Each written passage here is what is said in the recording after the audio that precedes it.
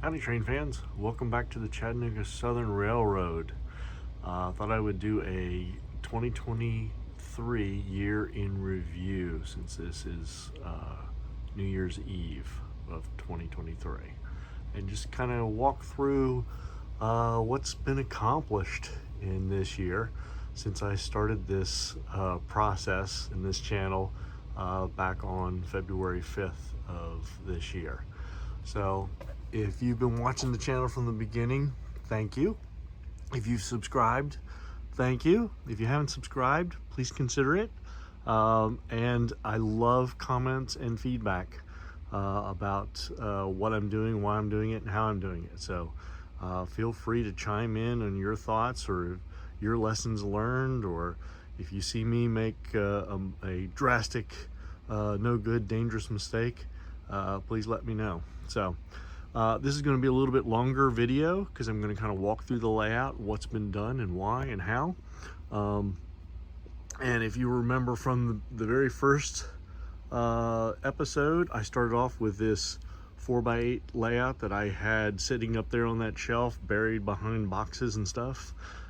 Pulled it out, set it up to kind of get back in this hobby after a long hiatus. This track plan was originally based off of one of the 101 track plans by Lynn Westcott, the Orange Book. I can't remember I think it was called Turtle Creek. And I've done some modification to it. I did some modification to it originally when I had built it back 15 years ago.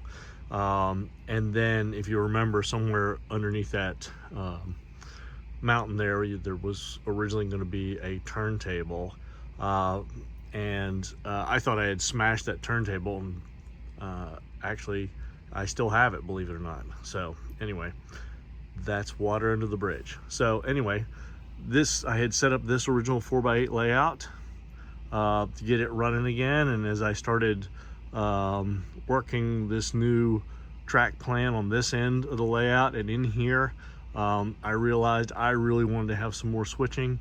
I had access to this basement space, but not everything. So I said, you know what, I want to do some expansion. So I had the opportunity to go off that direction. I also had the opportunity, there were two tracks that stub ended here. And my original plan, believe it or not, was just to put like a little 1 foot by 4 foot yard out here. You all now know what that blew up into. And then I was going to do just a tail track, kind of a swing down 3 foot thing out there, just to be able to allow me to do some switching. And once again, look what happened. So let me start you down here on the south end of the layout, kind of walk you around. So my layout is based off of South Chattanooga, so it's kind of a fictitious prototype, so I call it proto-lanced. That's a new coined term, and you feel free to use that. Anyway, so down here on this end of the layout, this used to be the old L&N line on this track here. If I can point to it right there, that went further south. And if you look back, you can kind of see where this line used to go. The bridge is kind of in the way there, but it used to go right into that tunnel port, that right-hand tunnel portal up there. And that was the old L&N line. L&N abandoned it in my world, and cut it off, and the Southern, or Chattanooga Southern, built a connector to tap into that to help feed these customers south of here. So this is South Chattanooga proper. It's an old small town that kind of developed just south of Chattanooga proper, kind of got enveloped as the industries moved further south. When I start doing my scenery, you'll see a lot of factories kind of along the lines of this through here. This area here is going to be full-on industry. If you've watched some of my previous videos, this is the Coca-Cola but distribution warehouse here. This is going to be Brock's Candy Company across here. This is going to be my mock DuPont do-it-all site here. We'll have townscape here with a lumber yard behind. There'll be a gas station back in here. This will be a team track. This will be a pulpwood loading that kind of is tied to the lumber yard here. This will also be, small town, kind of like Merchant Row, just like I'm doing here. And then there's this overpass climbing back up over the right of way. This area here is going to be a scrapyard, scrapyard, I've decided to call it. This area here is what was the old main line coming through South Chattanooga. Before that tunnel had a collapse problem, it just kept collapsing, and so what they did is they came back and they rerouted through the mountainside here, and was able to, because of the good geology, make it double track. Got a rip track here for repair and place stuff that comes down the pike that needs it. These two brothers do a really good job, and they're cheap, and so that's why they're still a profitable little side business for South Chattanooga.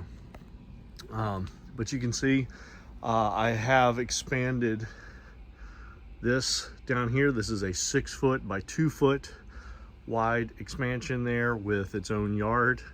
And then of course this triangular piece, I put it in there to be able to get that industry there, okay?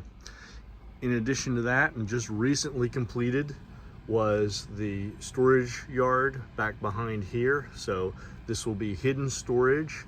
If you want to see more about that, you can go back in the video. That's where I'm going to put most of my cars, most of my locomotives, things like that, and I probably still have more than I need.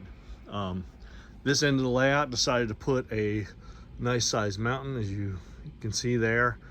So I got that mold, or that kind of molded, rough built, with a tunnel access, because obviously if a train derails in there, I'm gonna have to reach in there and grab it. So sorry, that's a little blurry for some reason. As we come around here, more of the 4x8 layout, and then I also extended out here. So this section here is a 2x8 going all the way over to the block wall here, and that wasn't enough for me.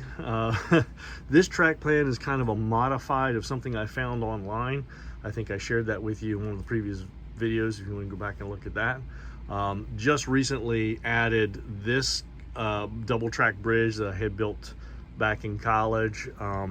The Atlas plate girders just arrived yesterday. I put those together quickly to see how that's going to work there, but that's the plan, is to put some plate girder bridges there.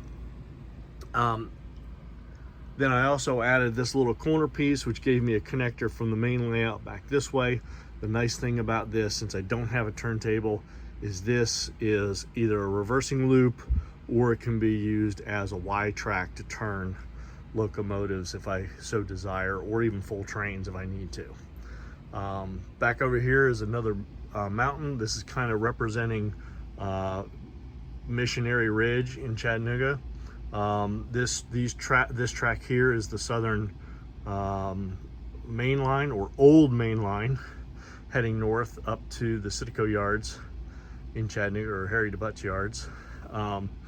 But that wasn't enough for me, so I branched this off, and then I had put in this little 4 foot piece here up to here, and realized that wasn't enough too. So I added this little drop down 3 foot piece here. This actually will, once I cut those tracks, this will be able to swing down out of the way to be able to allow access back and forth. So both of those legs there are on hinges. They'll swing up out of the way, and that will be able to come down. So it'll give you actually a 3 foot wide walkway. I managed to get all my stanchions up for my backdrop all the way around, as you can see here. So I'm ready to start rocking and rolling with backdrop. Couple other things that I got done this year is I got all my fascia blocking in all the way around the layout here, right? And just finished this up just about a week ago to get ready for, this is going to be the area where I'm going to be putting my DCC Digitrack system down here on a shelf. I kind of talked about that. In addition to that, on the layout, I also planned out some interchange points. So what you see here, I made good use of this back behind the backdrop. This is the L&N interchange here. So the old L&N line still comes down and feeds, but just feeds right into the north part of North Chattanooga, or of South Chattanooga, sorry. So I have 2-track yard here for inbound coming back in and those going back out. In addition to that, I have an interchange here, which I've got blocked off right now. So one of my future projects for 2024 is to build a little extension here to allow trains coming south out of the Citgo yards. Sorry, that's not focusing. And this will actually swing out of the way on a hinge is the plan. In addition to that interchange, I have plans to do something similar here for at least the mainline track and possibly this one. I haven't decided that yet, but it would have a similar type of functionality. It would extend out and then I would be able to swing it on a hinge out here to load those tracks and then swing it back into place, ready for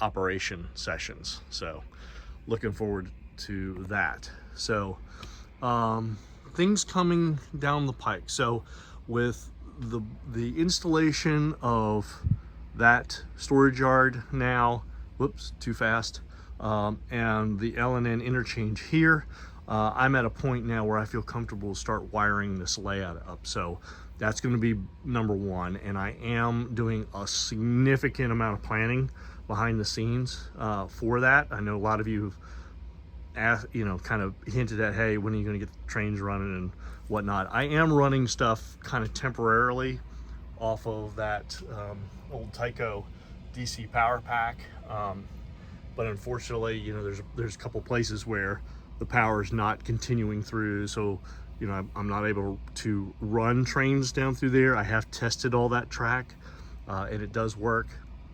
But one thing to kind of hint at here is I'm going to have 2 systems, the DCC system, and then I'm going to do an LCC system, because I am planning on running slow motion machine turnout machines, the tortoise style, and I have a plethora of turnouts here. The second thing is I plan on doing lighting systems, because I won't be able to do night lighting for this and night operations, particularly like in the yard, that kind of thing. And I'd like to see the town of South Chattanooga kind of lit up at night. And then of course you got the industry section over there, which I think is going to be a really visually stimulating in a night scene. In addition to that, I do plan on putting signaling up. So I've been researching that here as of late pretty heavily. And so I plan on putting signaling at least the main through here, especially through this section here and on around. And then from an operations standpoint, just so that everybody understands how this layout is going to work, we'll start from the north end here. So I have the L&N interchange here, which comes out of that tunnel portal there and interchanges into this yard with my interchange storage track. You can see some cars there ready, headed for outbound. Okay, so the L&N comes and brings a 4 or 5 car train in, maybe some more to be dropped off. Then the yard here, the yard master will come out, grab those and pull them back. This being the Southern Main Line, once I get that extension built out there. We'll have trains that'll be able to come on to the layout here and either interchange with this yard here or continue south. And it has two options here. One, it can go westbound on this branch here and into the tunnel, or it can continue on southbound here around this way and through that tunnel. The other option is the trains can change direction and kind of come around here and go this way. Sorry if I'm moving a little too fast there, and head through that track into the storage yard as interchange with the seaboard coastline kind of interchange back in there. And in addition, trains heading around this way, if I really want to make a long trip of it, it can do a couple loops around the track, but then it can take this turnout here, head south into the industrial section, and then either deposit some trains, deposit some cars, if interchange out some cars here, or it can continue on through the interchange leg, that I'm putting out that way. And then of course vice versa, trains can come in heading north, and that would be representing heading south to like Birmingham, to Atlanta, and that direction. Trains that are kind of mocking going into this tunnel will be headed a little bit further west to like Birmingham, not Biloxi, Mobile, that kind of thing. So couple other things I've got planned immediately is to get the backdrop up. I think that's going to be my next big project here, and then of course get the fascia, because I want to be able to get my control ports, the LocoNet things for the Digitrax set up. And if you've watched any of my previous videos, you know that one of my plans is to build some control panels for the layout. And sorry, I'm digging one out here. So I'm making the plan as part of the LCC system is to make a control panel out of these like picture frames. This is one I started for this south industrial section. So this would be mounted right here like this. And the plan is to use the touch toggle system for my turnouts. So each of these circles would be a turnout control. So I just touch it, it throws the turnout. Obviously that crossover's changed direction since I did this printout. But then I will add all this other trackage up in here now that it has been finalized. So,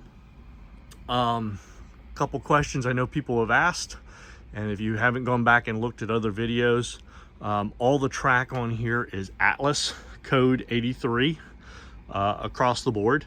I have not intermixed any other type of or manufacturer of track or size of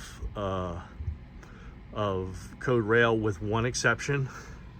That yard back there, the storage yard, is all code 100, and I used all trackage that I received from a gentleman who passed away. He wanted it to go to somebody who would use it, and so to honor him and that donation, I have installed all his old snap switches back in there and his trackage. So his layout has new life transplanted into mine. So what else we got planned for this layout? Not a lot else. I mean, what I've got, the wiring is going to be the biggest thing. I'm going to do a separate video on that, kind of giving a little more detail what I plan to do there, because I'm sure some of you are going to be interested in that. Originally, if you watched the very first video, the plan was just to have this 4x8 layout and to work out kinks and be a test bed for, you know, the dream layout that I have planned in my head for another part of the house. As you can see, this is kind of exploded. I still see this as a test bed because, but I wanted something that was big enough and enjoyable enough that I could, if for whatever reason this is as far as I got and didn't ever got to that dream layout, I would have a nice layout that I could run and have fun with my trains. Oh, that was the other thing that happened this year is I went through back in that crawl space and unpacked all of my trains, and you can see here this whole section here is nothing but locomotives and of course some, you know, cars and trucks and stuff like that, but literally those are all the locomotives that I've acquired over, you know, gosh, since college or before college in some cases, and I've got some really neat locomotives I'm looking forward to getting out. Over on this side here, it kind of looks like a small hobby shop with all my Athearn, Roundhouse, Accurail, and whatnot cars. I have done a preliminary walkthrough of some of this stuff and picked out things that I'm going to be selling in the near future. So that's what's on this rack here. Mainly a lot of stuff is like Southern Pacific, you know, Pensy stuff. A lot of this was inherited. There's an L&N, a couple kits there. There's a turntable from Walther's, an older style. There's that old plaster turntable, lot of Atlas kits, Atlas switches. You can see here, along with all the connectors, controllers, things like that. Lots of number of those type of power packs I've got there. Some backdrops, couple color, you know, really older style cars, a lot of Tyco type cars there. So if you see anything, you know, in this video that you're interested in, you know, reach out to me at Chattanooga Southern RR at gmail.com and say, hey, look, I might be interested in something there. Let me know. I think I got a chassis, and you know what, I'll go back in the next week or two and kind of do a little more detailed look at this stuff so you can see exactly what I'm going to throw up on eBay and Marketplace. So, you know, that way my viewers and subscribers can get first dibs on it. This stuff back here is not for sale, so these are all the kits and things that I've got for the layout. I've been acquiring those. You can see my workspace back there. I've actually got a bigger work table that I'm going to swap out for this one. My wife doesn't like the fact that I'm using a good table, antique table for my workspace, although I am protecting it with that mat. And then you can also see, you know, my new airbrush system back there. I've got a soldering system, a lot of my little tools and things, and all my electronic stuff is back there. So the DCC system and whatnot is back there. And then you can see some just new acquisitions here for wiring and whatnot. Of course, you got to have your tools on the top of the layout, right? How many of us don't do that?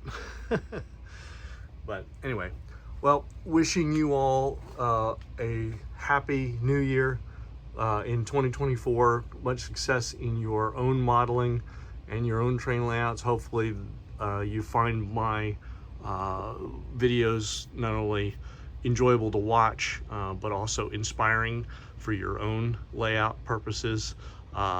Again, thank you to all my subscribers. For those of you that haven't subscribed, please consider subscribing. It doesn't cost you anything to hit that, and you don't miss the next video. Happy New Year to all of you. And we will see you all down the tracks in 2024. Bye.